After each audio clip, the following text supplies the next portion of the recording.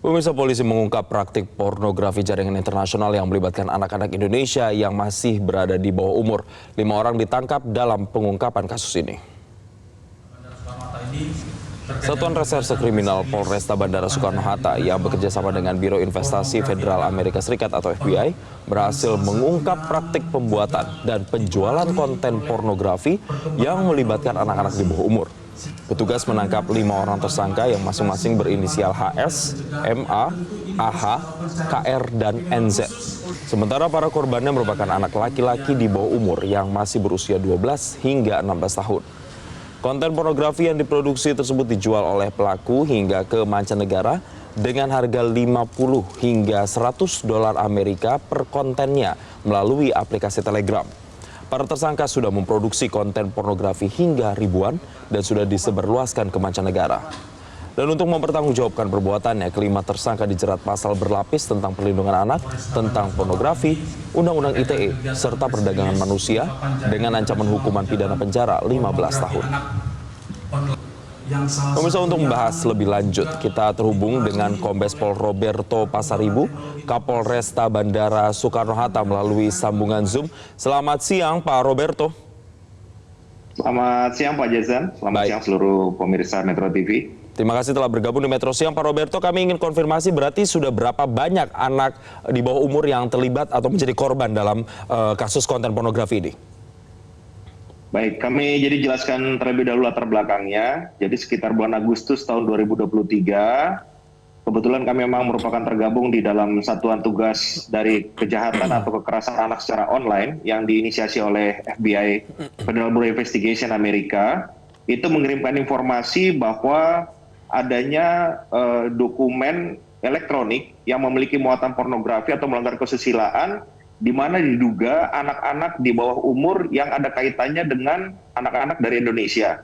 Kemudian kami melakukan pendalaman informasi tersebut, dan akhirnya kami bisa memperoleh bahwa memang ini adalah anak-anak Indonesia, dan kami mencoba untuk melakukan koordinasi dan investigasi, sehingga kami akhirnya bisa mendapatkan salah satu tersangka berinisial HS, dan dari sana baru berkembang ternyata sudah ada 8 korban anak yang dijadikan sebagai objek di dalam pembuatan dokumen elektronik yang berisi pornografi dengan anak sebagai korban, Pak. Demikian, Pak Jason. Baik, modus yang dilakukan oleh pelaku ini seperti apa hingga kemudian membuat anak-anak yang di bawah umur ini bisa terbujuk dan ikut dalam konten pornografi? Baik, jadi sebagaimana yang saya sudah jelaskan, dalam jaringan kerjasama internasional ini juga dari pihak FBI Amerika juga sudah mengamankan beberapa orang di beberapa negara bagian di Amerika. Jadi orang-orang ini menghubungi tersangka yang ada di Indonesia untuk mengirimkan dokumen elektronik yang memiliki muatan pornografi dengan anak sebagai korban. Itu dibayar hampir rata-rata sebesar 100 US dollar untuk satu konten dokumen elektronik video. Jadi kemudian pelaku ini melakukan pendekatan-pendekatan dengan mencari mangsa melalui teknik yang kita selalu kenal dengan nama grooming. Jadi anak-anak ini dibuat situasi yang sangat nyaman, dan kebetulan para korban ini dikenal oleh para pelaku yang ada. Dari 5 orang ini, ada 3 yang berperan untuk mencari anak-anak, itu melalui pertemanan dalam gaming online. Jadi dari gaming online mereka melakukan hubungan secara komunikasi, menawarkan berbagai macam aplikasi, bonus, dan sebagainya, sehingga anak-anak ini terbujuk rayu dan mau untuk mengadakan pertemuan.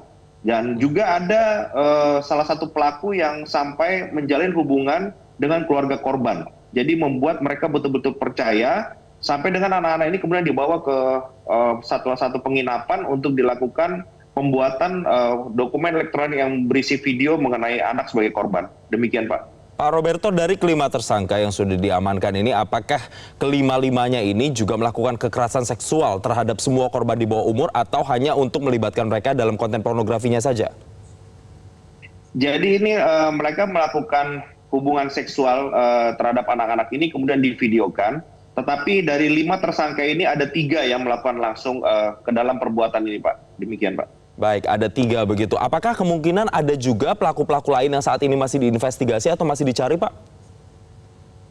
Sampai saat ini kami masih melakukan pengembangan karena tidak tertutup kemungkinan mereka melakukan sharing atau transmisi distribusi dokumen elektronik tersebut melalui beberapa aplikasi percakapan. Salah satunya di sini menggunakan aplikasi percakapan Telegram yang grupnya juga cukup sangat banyak dan ini masih sedang kami dalami Pak untuk inisial, keberadaan maupun kepemilikan daripada akun-akun percakapan tersebut. Dikarenakan mereka banyak bersifat anonim atau anonimus, Pak. Sementara untuk kontennya sendiri, Pak Roberto, ini sudah tersebar di mana saja, Pak?